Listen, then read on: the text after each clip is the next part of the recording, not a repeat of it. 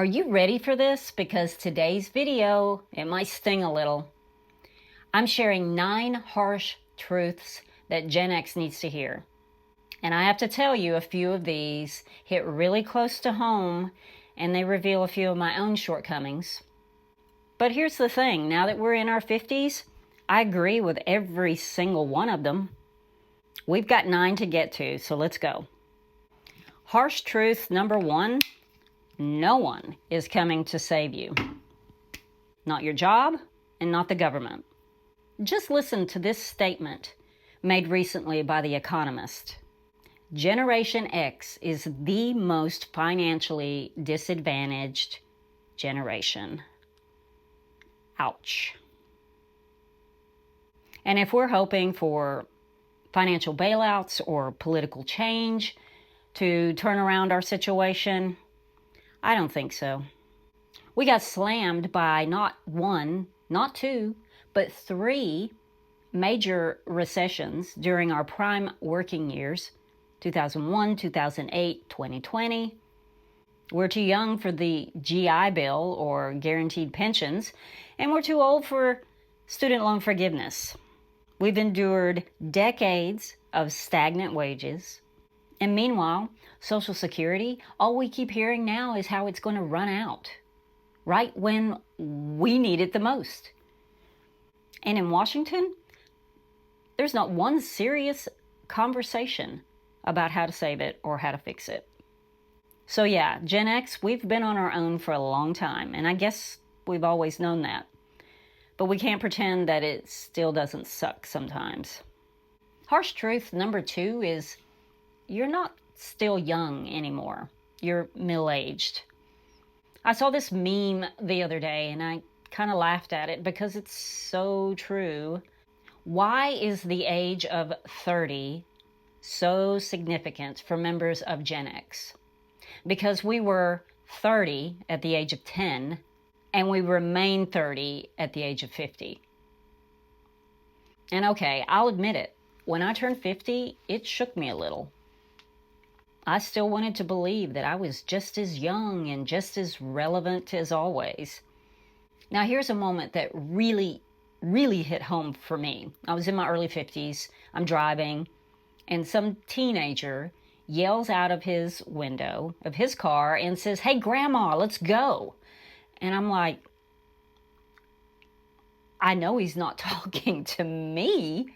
And I'm looking around and there's no one else, so that one stung.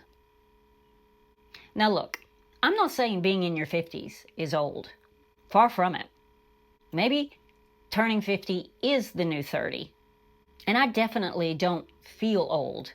I still have that Gen X, I'm still cool vibe, and I'm not letting go of that anytime soon.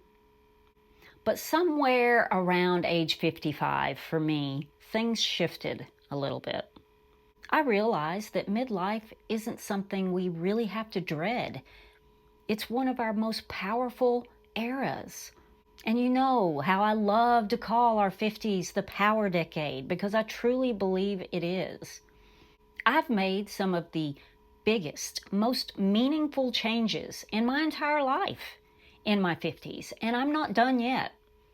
The longer you pretend you're still 35, the longer you delay that power and wisdom that your life experience has earned you. So my best advice is accept the power role. Own that seat at the midlife table. Because you're not just older, you're ready.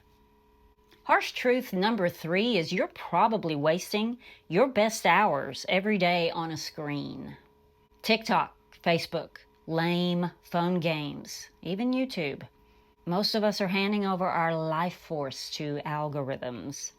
Just ask yourself, how do you feel after 30 minutes of scrolling on TikTok? Now, I'm not anti-entertainment, and I'm a creator on YouTube, so I'm not going to get too harsh on this. Gen Xers, aren't you starting to feel it? That growing awareness of how fast life really is moving? I know I am, and because of that, it makes me want to protect my time like never before. Life at this age is way too precious, way too valuable. Our attention, our energy. We can't keep giving away our hours to nothingness. Not anymore. Harsh truth number 4. Your relationships, they're either growing or dying. Maintenance mode doesn't last forever. Relationships, they need fuel. They need conversations, interactions, shared moments. And if you're not feeding your relationships, they will wither. They will diminish until one day they're gone or they're just a shadow of their former self. What happens in midlife often is that we get comfortable. Are we too comfortable in our lives? Are we too comfortable in our marriages? Are we on autopilot? Are we sleepwalking through our days? Just going through the motions, assuming that everything is going to just continue being the same. But now more than ever in our lives, just take a moment to just stop right now and just look around you. Look around you at the people in your lives. Think of the people in your lives because nothing stays the same forever. And what I want is to be more grateful for those people, more grateful for the life that I'm living. Let's reconnect with distant friends, rekindle with our partners, refresh our lives out of monotony. Harsh truth number 5 is your body doesn't bounce back anymore, not like it used to. That sore knee after the workout, it lingers. That back pain that used to heal on its own in a few days, now it just seems to stick around. A rough night of sleep, or heck, just daylight savings time, it can take a week to recover from that. Yeah, I've started noticing all of these things. I never had back pain before I turned 50. And I used to could sleep anywhere, on the floor, on the seat of a bus, on my stomach. Now, no, none of those are going to work. Now I feel like the princess in the pea. One sag or one lump in my mattress and I'm groaning, getting out of bed in the morning. But here's the thing, our bodies are not done and we're not headed for the rocking chair. And how do we resist? Stay in motion all throughout the day. Every time you can think of it. Incorporate things. Get creative. Stand on one leg while you're doing something else. Stretch every time you get up out of the chair. Start walking really fast whenever you get up to go somewhere. And then rest and recover and repeat. Our bodies may not bounce back like they used to, but we've got a lot of living left to do. Harsh truth number 6 is being cool is expensive, and you're paying for it in debt and stress. Something that we inherited being born Gen X is that cool vibe that I mentioned earlier. It's in our DNA. We can't help it. But trying to look cool externally with the things that we did in our 20s and 30s, now that's a whole different story. Staying up late, clubbing every weekend, shopping to impress with the labels and the name brands, attempting to portray a fabulous life on Instagram and Facebook. It takes quite a bit of energy to be that kind of cool. And the truth is that fitting in and trying to impress, that just doesn't carry the same weight anymore. We're going through a priority shift, Gen Xers. One that prioritizes better sleep, less debt, healthier habits and spending. Now, harsh truth number 7 is you may be addicted to convenience, and it's making you sick and poor. One of the biggest marketing ploys in human history is this. Hey, life is busy. Let us make it easier for you. Buy this. We're suckers for convenience, and companies know it. We'll spend more, we'll even accept lower quality just for convenience. I actually did an entire video on, is convenience killing us? Now, if you're interested, I'll link that at the end, because in that video, I share some real examples of how this plays out in daily life. So what do? We pick and choose. We invite convenience in where it truly serves us, and we resist it when it starts to take more than it gives. Harsh truth number 8. You're not behind, but you may have taken the scenic route, and now it's time to hit the gas. Everyone takes a different path to get to midlife. Some of us detoured, some of us coasted. I know I've had my own series of wake-up calls. Within the past several years, I realized I was going to become a caregiver. I realized I was way behind on my retirement savings. And I realized that some of my health habits, or should I say the lack of them, were really catching up with me, especially when perimenopause hit. Maybe your wake-up calls look different, but here's what I know. If you've been coasting in any area of your life, whether it's your health, your relationships, your money, your mindset, this is your sign. It's time to engage. Midlife is the perfect time to course correct.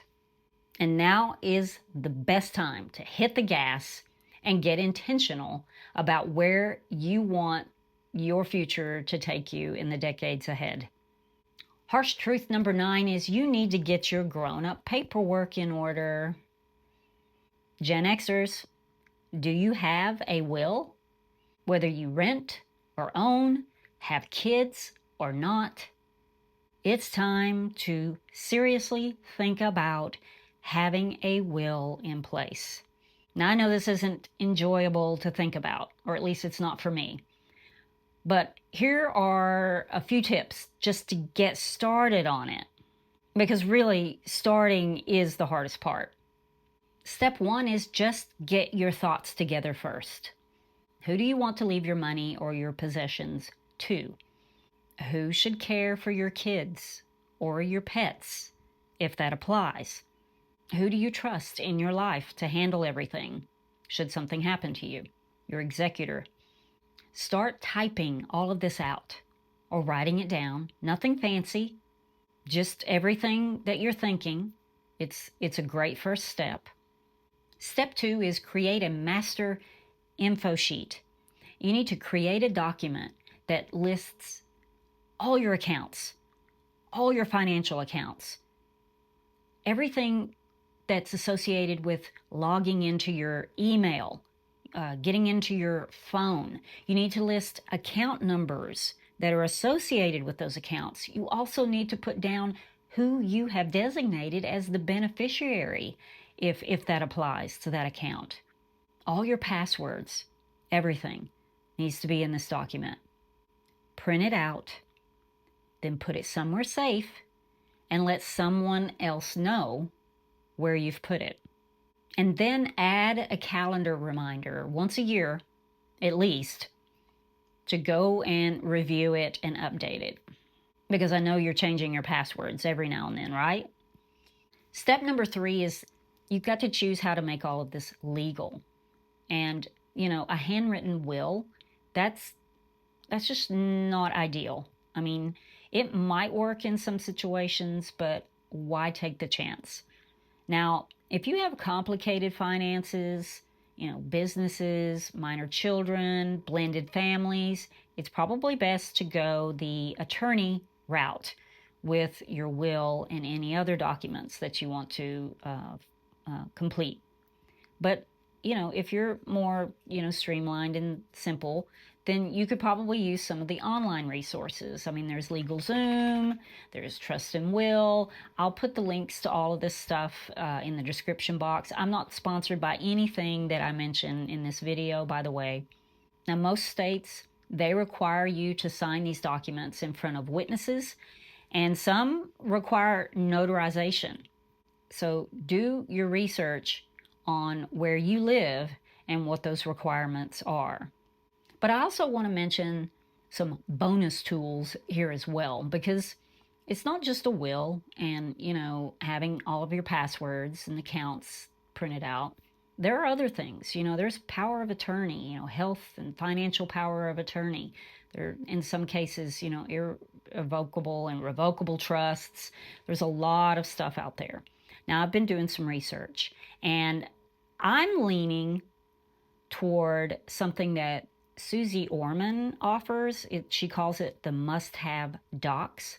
I'll leave the link to that as well. Once again, I am not sponsored, and I have not used her product, so I can't actually give you a real review on it. But I kind of trust her in financial advice. I listen to her on her podcasts. So that's why I'm kind of leaning toward that. But she has this entire online package, which makes it real attractive. She offers it usually for like $99, but it has all of those things that I just mentioned: the will, the revocable trust, the power of attorneys, the advanced directives. And what's really good as well is that she will teach you, she will train you on all of these different forms and why you need them, So I'll link a couple of her, podcasts and things so that, you can add that to your research pile and choose however way you want to do it. But if you're hiring an attorney, they can take care of all of these things for you. Now, this harsh truth is one that I'm working on myself, and I really have no excuse for not having this already completed. So if you're in the same boat, let's check this off together. Now, my fellow Gen Xers, I speak these truths in love.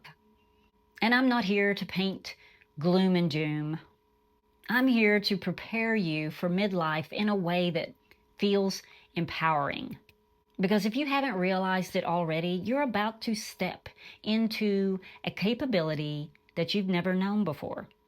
And I want you to look forward to it, to embrace it, to fuel your spirit with the kind of purpose and growth that makes you want to get out of bed each day. Gen Xers, we are far from done. We are far from irrelevant. We might be the most underappreciated generation, but history is full of people like us, quietly resilient, underestimated, and much stronger than we look. Midlife could be the chapter that you always wanted, or the level up that you never saw coming. If this video resonated with you, I think you might like this one as well. 50-something advice to my younger Gen X self. I'll link that here. And if you want more real Gen X talk, then hit that subscribe button before you go. Have a great week, and I will see you again soon. Bye.